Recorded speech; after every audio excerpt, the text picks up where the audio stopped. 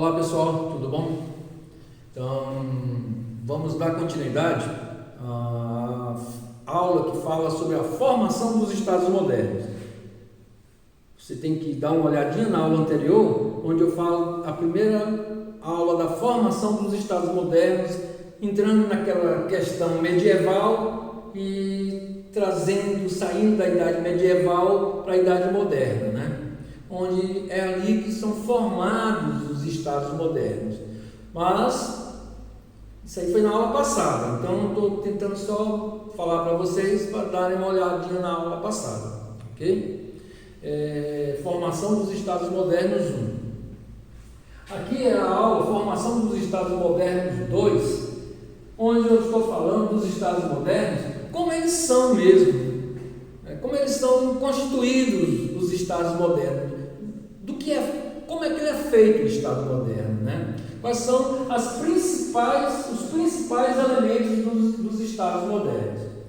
Os principais elementos dos Estados modernos são 3. É o território, a população e o poder do Estado.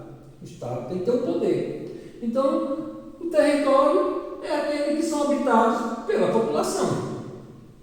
E o poder são as instituições que exercem o poder sobre quem? Sobre a sua população. Então, o Estado é composto de um território e um poder central que vão agir, diante a sua população. Eles vão ter características das diretrizes, o poder central, de dar as diretrizes, as normas de convívio social e de como deve ser a sociedade. Então, vamos agora entender que todo o território, para a gente entender o Estado moderno, a gente tem que saber que todo o território tem uma capital e ele é composto por limites, Ele tem zonas fronteiriças, limites territoriais, que daquele limite para lá não me pertence, eu não posso fazer nada, daqui para cá eu posso fazer tudo, inclusive me defender contra os meus vizinhos. Então, ou qualquer outro que venha para cá, tanto faz ser por mar, por terra ou aéreo. Hoje em dia eu tenho o meu espaço aéreo, eu não posso invadir o espaço aéreo de ninguém. Existe um tratado até sobre o mar, sobre os oceanos, e quando chega em determinado lugar, no espaço aéreo, não tem uma casa em cima daquele mar, mas aquele espaço aéreo, naquela região, aquela latitude, longitude, quando a gente é a ciência da geografia, nos dando a mão nessa questão desse conhecimento. Então, essa questão de territorialidade é geografia, tá, pessoal? Então, a geografia nos aponta que os limites, tanto faz também nessa parte de mar. Aqui no Brasil, nós temos 200 milhas marítimas. Faz parte do nosso território 200 milhas marítimas. O mar está quebrando aqui, eu tenho 200 milhas mar lá dentro que pertence ao Brasil, em toda a costa do litoral brasileiro. É alto mar, 200 milhas. Para vocês terem uma ideia, esses barquinhos que saem daqui para pescar, eles vão pescar a 4 milhas, 3 milhas. 200 milhas onde estão lá digamos assim, as sondas, para tirar petróleo, ok? Então, 200 milhas marítimas é muita extensão de território, tá? E também aéreo. Aqui, quando passar aqui por cima desse território, um avião sem permissão, ele é notificado. A nossa torre de controle lá da Amazônia, de São Paulo, do Rio Grande do Sul, de Fortaleza, de São Paulo e Rio de Janeiro, eles vão dizer: você está passando no canto, volta, que aqui não cabe passar por aqui, você não pediu, você não tem autorização, ok? Então são fronteiras, tá? E uma capital, todo país tem uma capital, todo Estado moderno tem uma capital. Capital da França, Paris; capital da Inglaterra, Londres; capital do Brasil, Brasília, né? Capital da China, Pequim; da Índia, Nova Delhi; da Rússia, Moscou. Essas são as principais que todo mundo conhece, mas existem outras que a gente, por não ter um convívio muito assim intenso com essas outras sociedades, a gente acaba não sabendo. Da República Tcheca, Praga, né? Da Áustria, Viena. Então, são capitais onde está o poder central dessa capital. Então, a capital, o que é? É um centro político e administrativo onde se encontra a sede do governo central. Já foi o Rio de Janeiro a nossa sede. Durante muitos anos foi o Rio de Janeiro, até 1960, sair do Rio de Janeiro e ir para Brasília. Poder central, quer dizer, o Brasil central, né? A ideia foi essa.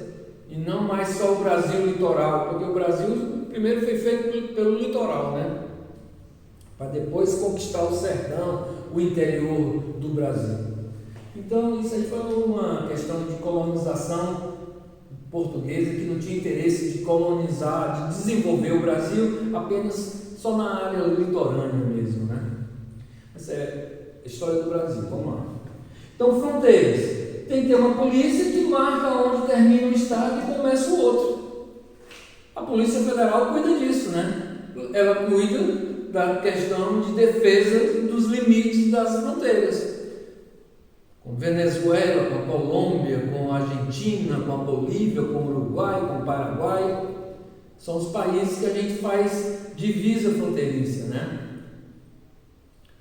Com as Guianas.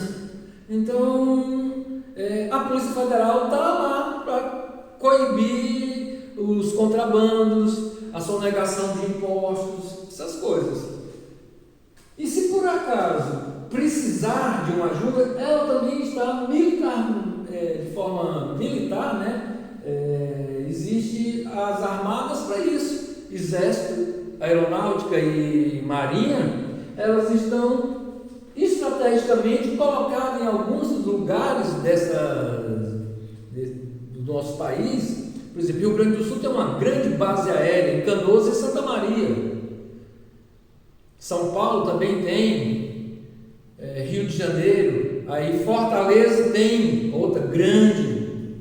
Acho que Belém também não tem tanto conhecimento onde são as bases aéreas assim do Brasil, né? Assim, onde elas têm o maior quartel, né? Então, mas são estrategicamente colocados em pontos que, se precisar sair de Belém, de Fortaleza, um avião para defender o nosso território no mar, 200 milhas, em qualquer parte do Brasil, tem aviões, caças supersônicos que vão atrás do inimigo. Isso é no Brasil, é assim, em qualquer país do mundo é assim. Do mesmo jeito, navios, nós temos a Marinha em Fortaleza, um comando em Fortaleza, outro comando em Salvador, outro comando no Rio de Janeiro e outro comando, acho que no Rio Grande do Sul também, tá? Então, é onde tem os hoje não tem mais porta-avião, onde tem submarinos, onde tem os navios de guerra, porque as corvetas, porque se precisar, eles são acionados. E o exército, né, a infantaria e a cavalaria estão espalhados no Brasil todo. As principais cidades do Brasil têm exército, então estrategicamente colocados. E essa questão comercial também, para poder cobrar os impostos, né? Você não entra no Brasil ou sem pagar o imposto, mesmo sendo brasileiro. Você foi lá, comprou um aparelho de som, não trouxe a nota fiscal, porque você tem que passar por uma alfândega, que é para pagar o imposto. Esse produto seu é tomado, é considerado contrabando. Nós temos muitos mochileiros que chamam, que vivem dessa finalidade de comprar coisas lá no Paraguai, trazer para o Brasil e revender de forma ilegal, sem nota fiscal, sem nada. Isso é contrabando, pessoal. No fundo, eles colocam uma cota e o cara vai lá, compra 10 vezes acima da cota, esconde em pacotes, quer dizer, tenta burlar uma coisa que é lei, né? E o poder central, ele é dividido em uma soberania externa e numa soberania interna. A soberania externa é aquela condição que o governante, o que é o mandatário do país, embora tenha 3 poderes, né, executivo, legislativo e judiciário, esse presidente da República, que no caso do nosso país, para os outros países fora, para a nossa soberania externa, ele não é considerado, ele é um presidente, mas ele é um chefe de Estado. Então, cabe ao estadista, por isso que a gente fala essa palavra, estadista é o chefe de Estado, cabe ao estadista um comportamento condizente com a conduta moral de um presidente da República que está representando um Estado. Ele não é um chefe de governo. O chefe de governo, ele é internamente, mas externamente ele é chefe de Estado. Então é soberania externa. Teve um negócio que aconteceu aqui no Brasil no começo desse ano. Foi no ano passado, ainda no ano passado. A questão da Amazônia. O nosso presidente estava dizendo que a soberania, que estão querendo acabar com a soberania, a nossa soberania sobre a Amazônia e blá, blá, blá. Vejam bem, a nossa soberania é forte. Não é assim que eles vão invadir a Amazônia. Mas existem tratados que foram assinados, isso nós já vimos em aulas anteriores, que são assinados pelos outros países, e nós assinamos também, onde nós não podemos devastar a Amazônia mais, porque a Amazônia, ela compromete a saúde do planeta, compromete a questão da vida humana no planeta, ok? Das condições de vida humana no planeta. Então, nós assinamos tratados com outros países, onde a Amazônia, embora tenha toda a soberania aqui do Brasil sobre ela, né? Mas nós não podemos degradar o meio ambiente em detrimento dos outros países, porque queremos tirar madeira de lá para vender, né? Não é bem assim mais. Então existe essa questão do direito internacional que a gente assina e que quando você rompe com esse direito internacional, pode ser até produção de petróleo. Por exemplo, outro exemplo de soberania, a Venezuela está recebendo um monte de cargueiros petroleiros aí para embarcar o seu petróleo para o Irã revender para outros países, para a Rússia, né? Isso não está assinado lá na OPEP, que é a Organização dos Países Produtores de Petróleo, nem tampouco na OMC, que é a Organização Mundial do Comércio. Então, ao desrespeitar, ao descumprir esses tratados internacionais, a Venezuela coloca em xeque a sua soberania. Mas é tão forte essa questão da soberania que os outros países que estão sendo afetados comercialmente, quer dizer, economicamente, as suas economias estão sendo afetadas por isso, eles não fazem uma intervenção ainda porque eles procuram outros mecanismos, o diálogo, o consenso. Vamos conversar primeiro, as sanções, então não vamos vender mais nada para eles e nem vamos comprar mais nada deles. Então, eles tentam trazer à ordem aquilo que está sendo, digamos assim, desrespeitado, mas não desrespeitam a soberania. Vai ser a última coisa que eles vão fazer. Vão acabar fazendo, né? Porque os erros que a Venezuela está fazendo com a sua soberania, quer dizer, ele está deixando de ser soberano, ele está extrapolando os seus direitos. E o Brasil se continuar desmatando a Amazônia vai ter intervenção também. Se não dermos, digamos assim, o verdadeiro valor ao que é lá, tem tanta coisa para ganhar dinheiro. Para que eu vou ganhar dinheiro derrubando árvore, vendendo árvore, sem reflorestar?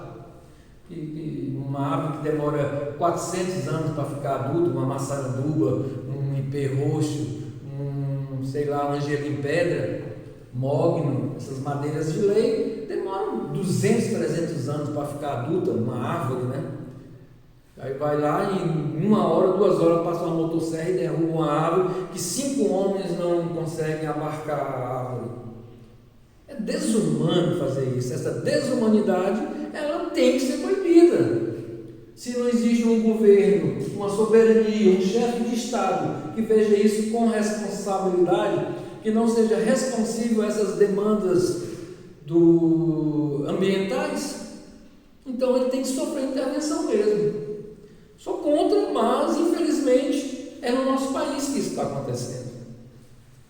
Pois bem, e existe a soberania interna. O presidente, ele não é só o presidente da República, ele é um chefe de governo. Chefe de governo que divide os poderes, legislativo, judiciário e executivo. Então ele é chefe do executivo.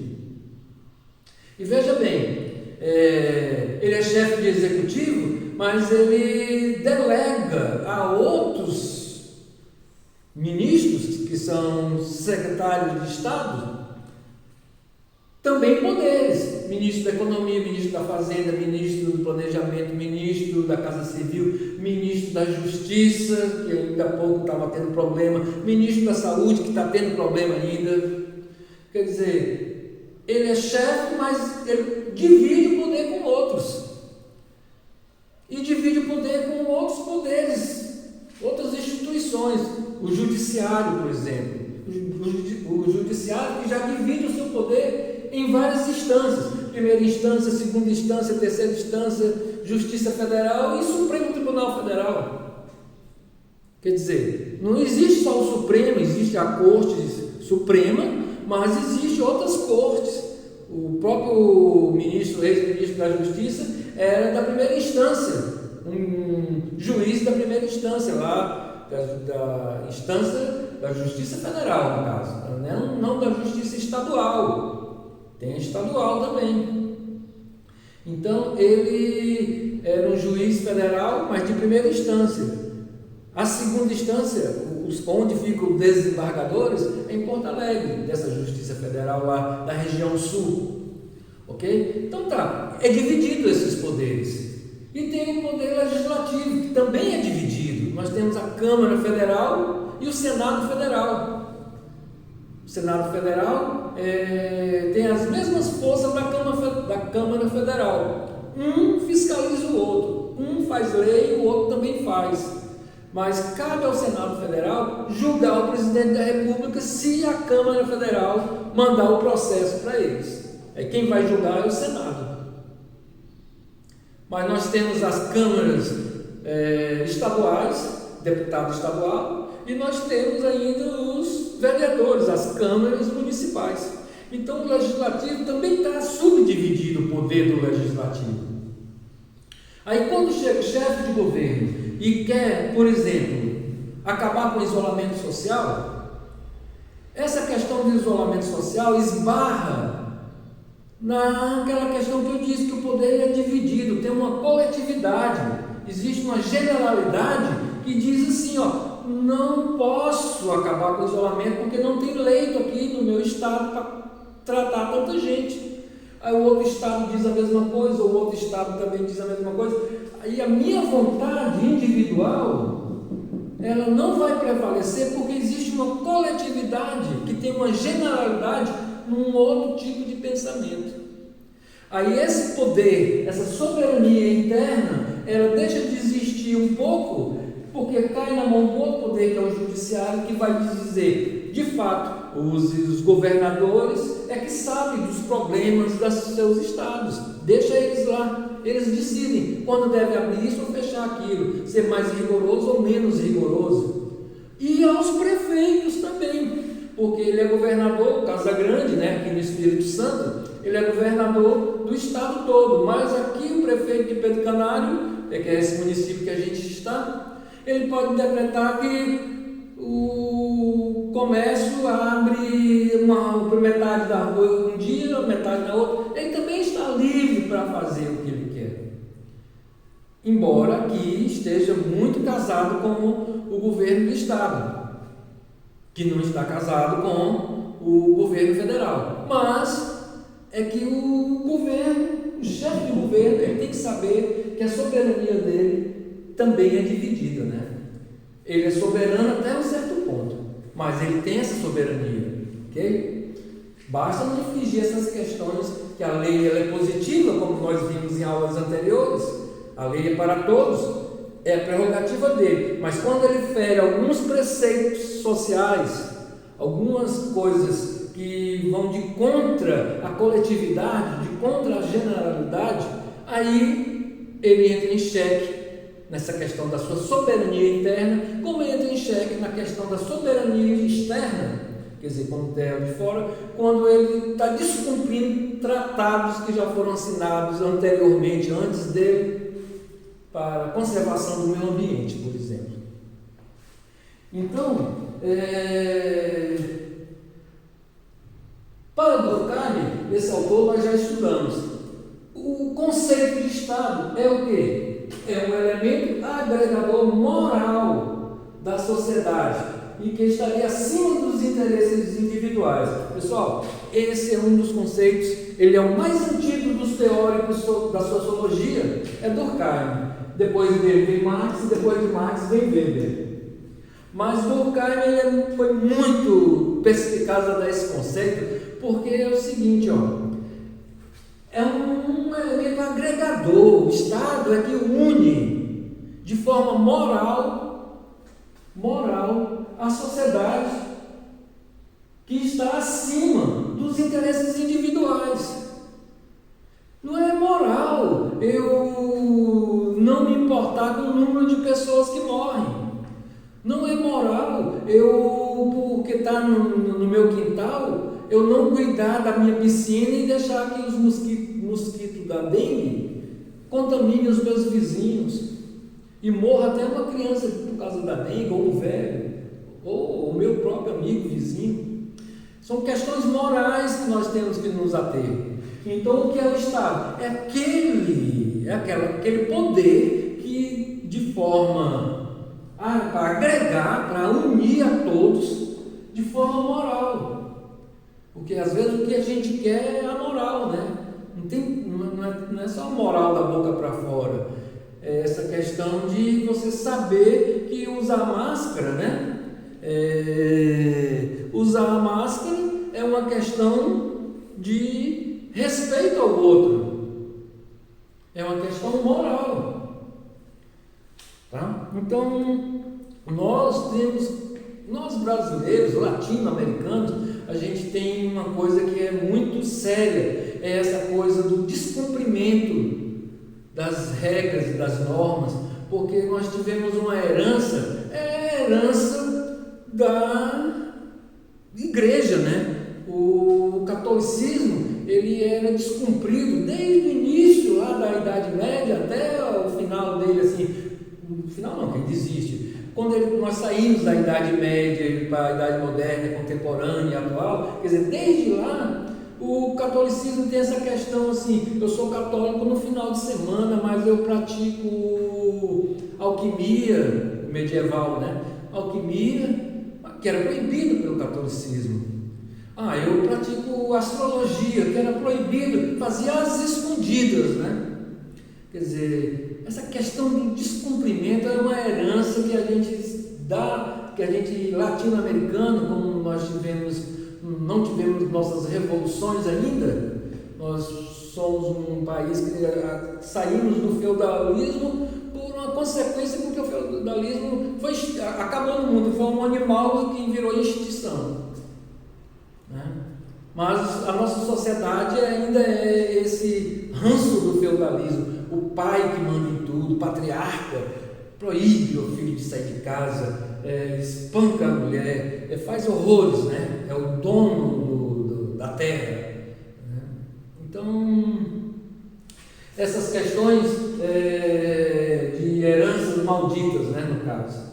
E o outro conceito para Estado vem de Marx. Marx também, nós vamos ter aulas só sobre marxismo e vamos ver que estudar Karl Marx não é estudar comunismo, é estudar psicologia social, pessoal.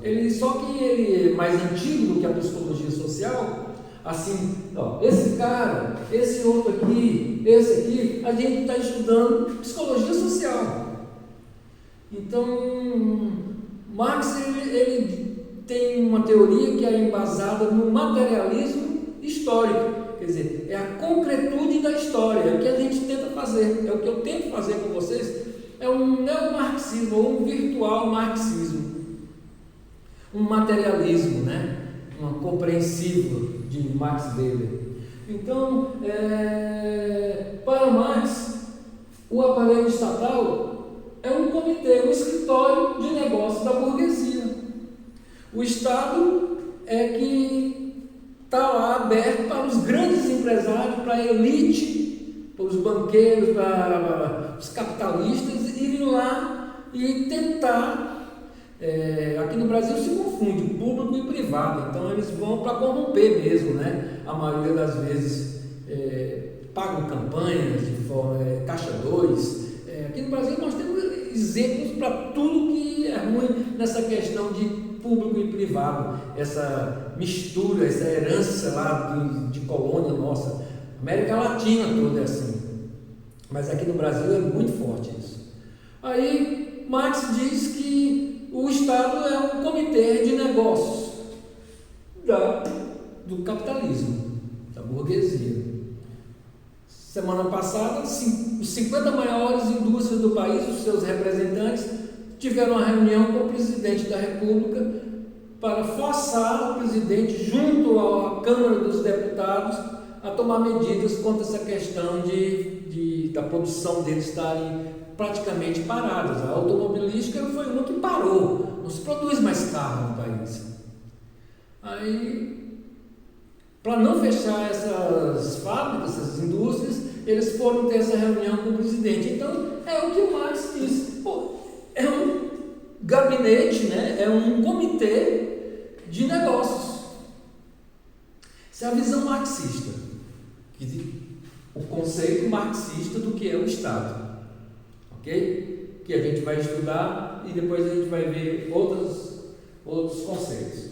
E para Max Weber, o Estado é um agente estatal constituído pelo monopólio da violência por meio das polícias e das forças armadas.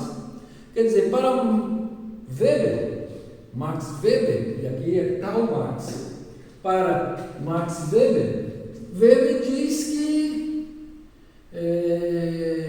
cabe ao Estado o poder de violência e a mais ninguém. O Estado é que vai ter o direito de ser violento se ele achar que deve. Reprimir ondas de terror, reprimir sequestro, reprimir várias coisas. E com força, com violência, se preciso for. Ok? Mas sempre marcado pela racionalidade. Então, pessoal, resumo dessa aula. O Estado, ele é composto por um território, população e poder. Todo Estado tem uma capital e fronteiras, que são defendidas militarmente e geram bastante impostos. E o poder é esse que é dividido em soberania externa e soberania interna. Então, pessoal, dê uma olhada agora na aula passada para ver como eles foram formados, esses estados, junto como quais são os principais elementos do Estado. Ok? Dúvidas? Lá, comentários no canal, podem fazer. E no WhatsApp, que você já tem um número, então você faz a pergunta que quiser lá e eu respondo. Se precisar É só chamar, dar sugestões que eu estou à disposição de vocês, ok? Tchau.